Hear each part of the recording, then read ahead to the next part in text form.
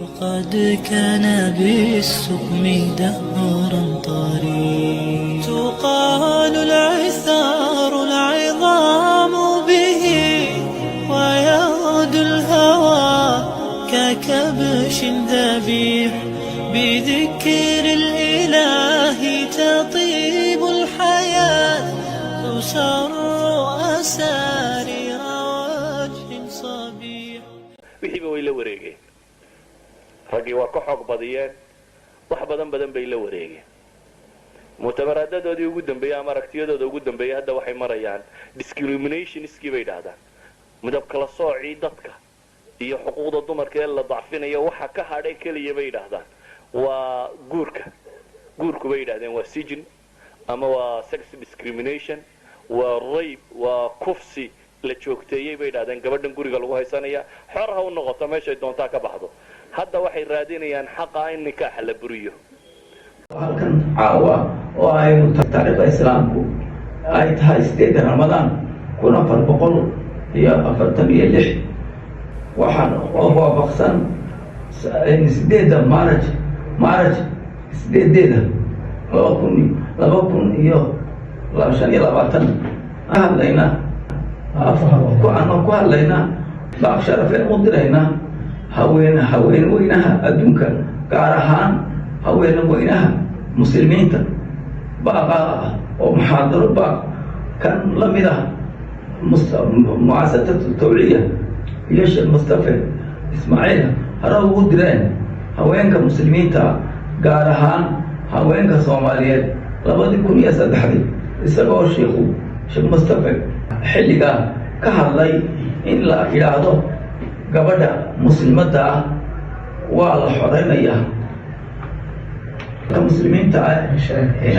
inay noqdaan dad baraarugsan oo la socda diintooda oo akhlaaqdooda adaabtooda ilaashanaya oo xijaabkooda ilaashanaya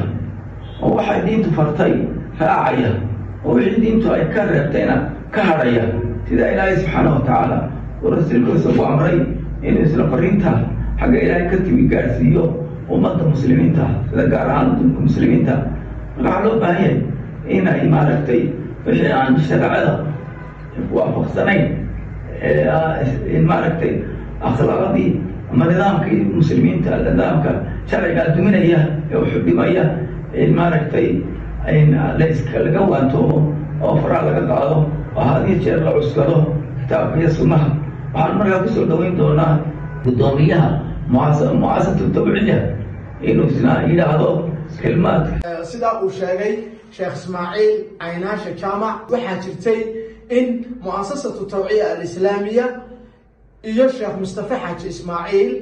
aanu 2003 ka shaqayn jirnay dhalinyarada dugsiyada magaalada Hargeysa sidaa la ajrigeed baanu xilliga 2003 waxaanu soo abaabulay محاضرات iyo nadwaad aanu dhalinyarada iyo ummadda reer Hargeysaba aanu u soo diyaarinay anaga ugu qabanay dugsi madrasadii Sheekh Baraawe ee suuqa hoose ku taala halkaas oo aanu dhalinyarada isugu keeni jirnay dhalinyarada dugsiyada afar dugsi oo kaliya ayaa magaalada afar dugsi sare oo kaliya ayaa magaalada ka jiray 2003 afarta dugsi oo kala ah dugsiga Faarax Omar dugsiga Maxamed Axmed Cali dugsiga 66 Juun iyo dugsiga Gacalibah afarta dugsi jimca kasta waanu kulmin jirnay khayrka iyo wanaaga ayaanu markaa aan iyo baraarujinta ayaanu fari jirnay ilaa maanta 2025 ahna khayrkii sidii baanu wadnaa marka 2003 baanu waxaanu ugu yeernay Sheekh Mustafa waxaanu dirnay baaq aanu u dirayno duulaanka maskaxda ama waxaanu qabanay nadwo cinwaankeedu ahaa duulaanka maskaxda iyadoo oo arkayso in lagu soo duulay dadkii muslimiinta ahaa ciidan ahaana waa lagu soo duulay maskax ahaana in badan ayaa lagu soo duulay sidaa la ajrigeed ayaa mu'asasadu iyadoo waajibkeeda gudanaysa sheekh Dirir sheekh Mustafa Xaaji Ismaaciil Haaruun sheekh Cabdullaahi Barbaraawi sheekh Yaasiin Ibraahim Cabdi afartaa sheekh ayaanu u qabanay nadawaad jimca kasta aanu mid qaban jirnay sidaa la ajrigeed mu'asasadu baraarujinta dhalinyarada ayay ilaa iyo imika la taagnay waxaanu markaa sheekh baraawe ku qabanay muxaadarada nadwadaasaan ku qabanay oo sheekh mustafa furay waa tan macluumaadkii berigaas aanu furnay iyo markii aanu bilaabaynay iclaanka annaga oo sheekh mustafe ilaahay khayrka siiye aanu maaragtay u furfurnay oo aanu barnaamijka kusoo dhaweynaynay waxaan aaminsannahay baaqa inaanu mar walba uu jiro oo aanu mar walba dirayno marka maanta oo ay taariikhdu tahay 8 bishii March 2025 aynu ku jirno ayaa waxaanu leenahay muslimiintu ha ka kacaan dumarku ha baraarugaan ha qaataan culimadu khayrka ay inoo sheegayaan ha qaataan marka waxaan idiin soo gudbin doonaa bal macluumaadka ay sheekh mustafa iyo mu'asasadu idiin soo diyaarisay 2003 waad arkaysaan halkan waxaa sheekha garab fadhiya koonaha waxa weeyaan gudoomiyaha mu'asasada tawciya islaamiga ayaa koonaha ah waxaa ku xiga abwaan qorane oo halkaa gabay ka jeediyey arrimaha dumarka ku saabsan waxaa ku xiga sheekh mustafa xaaji ismaaciil haaruun oo inoo soo jeedinaya mawduuca waxaa ku xiga cabdiraxmaan aadan shire oo aad arkaysaan isagoo yar oo dhalinyaro ah waa mas-uulkii saadka ee shirkadda telesom iminkana wuxuu yahay general managerka shirkadda telesom marka insha allahu tacaala mu'asasadu wax fara badan bay soo qabatay ilaa iyo iminkana waan soo qabanayna waxaanu haddaba dadweynaha ugu baaqaynaa oon ogeysiinaynaa rabadaantan in aanu bilaabayno barnaamijyo waaweyn oo ay ka mid yihiin waxaanu usoo gudbinay oonu usoo u bilaabaynaa barnaamij baan u samaynaa la yidhahdo nuurka islaamka nuurka dacwadda waxaan u bilaabaynaa mawduuc la yidhaahdo nuurka dacwadda barnaamijkan baaqa ee dumarka u direynana waa barnaamijkii koowaad ee nuurka dacwadda aanu ku furfurayno insha allah barnaamijyo fara badan oo muhiima ayaa inoo xidhiidha inoo socon doona mar kasta maalin walbana inaan wax soo gelin aanu doonayna hadduu la yidhaahdo sabtidana insha allah waxaan jecel lahay in ay noo bilaabmaan isfahamka bulshada dadka dhagaha naafada ka ah iyo dadka dhagaha qaba in la isku xidho iyadoo aanu 4tii bishan daraad maalintii dhaweyd ee salaasadii aanu safar dacwadeed ugu baxnay gobolka Gabiley aanu tagnay ama gobolka cagaaran halkaas oo aanu u qabanay tartan ardayda dhagaha naafada ka ah iyo ardayda dhagaha qabta oo aanu kutub iyo lacagba aanu ku guddoonsiinaynay marka waxaa laynaga doonayaa in aynu dacwadda ka shaqayno ayaa loo baahan yahay waxaa naga xusuusina tawciya studio wuxuu idiin soo gudbin doonaa barnaamijyo fara badan inaad ka faa'iidaysataan baa la doonayaa waxaa kaloonu idiin soo gudbinaynaa oonu baaqa aan idiin soo diraynaa in la faafiyo nuurka dacwadda in la faafiyo cid walba la gaadhsiiyo oo aynu ka wada shaqayno waxaa kaloo xusuusin naga ah shalay oo ahayd 6 bisha March waxaa jiray inaanu TikTok-ii galnay oo aanu samaynay oo aanu fiidiyowgii ugu horreeyay aanu soo gelinay mu'asasatu tawciya islaamiya ayaa TikTok ku qoraysaan halkaa naga soo follow gareeya halkaa naga soo raaca lambarka mu'asasadu waxa weeyaan ee WhatsApp-ka 4425914 halkaana casharada afdhagoolka iyo isfahamka bulshada ayaad kala socon doontaan insha allahu tacaala marka waxaan leenahay khayrkeenu isgaarsiino waalidow carruurtiina gaarsiiya dhalinyaro nin walooba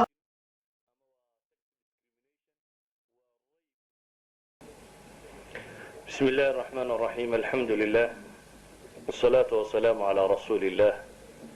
اللهم وفقنا لما تحب وترضاه وبعد فالسلام الله عليكم ورحمته وبركاته قضية المرأة أما قبضة هي سيدو ولا الكودة أو كتل ما ميدو لك لغو سوق هذا عالم هو موضوع إن بدن لوضوضه إن بدن لغا هضله كيفية اللو علاجين أيوه أما اللو دوين أيانا والغو خلق ديسيه gabadhu gaar ahaan marka la yidhaahdo mawduucay ku sheegaan taxriir ilmar'a aw tacliim ilmar'a iyo wixii ku saabsiisan oo aad moodo inay tahay fikrad ka soo gudubtay dhanka gaalada. waayo dadka muslimiinta ah xuquuqda ragguna ma dejiyo dumarkuna ma dejiyo. maadaamaan nina xaq haynin gabadhana xaq haynin ilaahay subxaana wa tacaala gacantiisa ay ku jirto sharciga iyo qaanuunka isagu uu hayo kama jirto caalamulislaami wax la yidhaahdo xuquuq dumar baanu doodaya ama xuquuq caynkanaanu doodaya. asal ka wada weyn bay dadka muslimiintu u doodaan oo ah ilaahay xaqiisii. nebigu wuxuu ku lahaa salawaatu ullaahi wasalaamu calayhi mucaad ya mucaad atadri maa xaqu llahi cala alcibaad ayuu ka bilaabay nebigu salawaatu ullaahi wasalaamu calayh. qofka xaqaasi gartaana xuquuqda ka hoosayso o dhan uu garanaya. marka qofka garta xaqa addoomuha uu alla ku leeyahay subxaana wa tacaala oo ah inay keligii caabudaan keligiina ka dambeeyaan isagana ka amar qaataan. idan markaynu shareeco islaamiya dabaqno oo ilaahay kitaabkiisa qaadanno kama jiro wax la yidhaahdo xuquuq rag xaq dumar xaq caruureed xaq caynkan ee qof waliba xaquu leeyahay ilaahay baa u qoondeeyoo siiyey. cidina cid xaqeeda ma qaadi karto amase ma duudsii karto. haddii markaa la rabo in la saxo maalan dulmi wuu dhici karaa. haddii cid uun dulmi ku dhaco cidduu doonaba ha noqdee ama ragga ha la dulmiyo ama dumar ha la dulmiyo ama carruur ha la dulmiyo ama cid kale ha la dulmiya saxeedu maaha in la yidhaahdo xaqii dumarka hala raadciyo waa ha loo noqdo un ilahay kitaabkiisii weeyaan. marka loo noqdo ilaahay kitaabkiisii wuu saxmaysaa oo muranba kama imanayo. waxaad markaa masalada tan moodaa inay tahay rag kale taariikhdood oo inaga dusha laynaga saarayo. taariikhda ku saabsiisan dumarka iyo sida loola dhaqmayo iyo waa taariikh gaaleed iyo xuquuqdoodan iyo waxaa. waayo masiixiyiinta ama waktiga kristanka ahaayeen ha ahaato ama before christ ha ahaato markay romanska ahaayeen iyo greeg iyo hunuuddii hore iyo adyaantii caalamka jirtay dhammaanteed dulmaa wada jiray. dulmigaasi wada jiray dhammaantiina yani dulmigu ilaa xad buu gaadhsiisanaa. maalan mu'tamaraadkooda qaarkood lagu baxdiyi jiray maalan qarnigii shanaad mu'tamar maabkon lagu qabto oo kale gabadhu ma jidh khaliya mise horta ruuxba waa ku jirta. waa mu'tamar dhan oo la isugu yimi in la ogaado gabadhu inay ruux leedahay iyo inaanay ruux lahayn. akhiiran waxay gebagabeeyeen oo yidhaahdeen ruux baa ku jirta laakiin mid cadaab ka baxsanaysa maaha bay dhahayn tii ciise hooyadii mooyaane. yani inta kale dumarka oo dhan ruuxda ku jirta waa ahlu naar. ruux ahlu naara ayaa ku jirtay kusoo gebagabeeyeen. aaraada rijaalkoodaasi oo faransiisku maalan mu'tamar buu baxda caynkaasi u qabtay la leeyahay gabadhu ma insaan ba ma bini aadan ba mise insaan maaha. akhiiran waxay gebagabeeyeen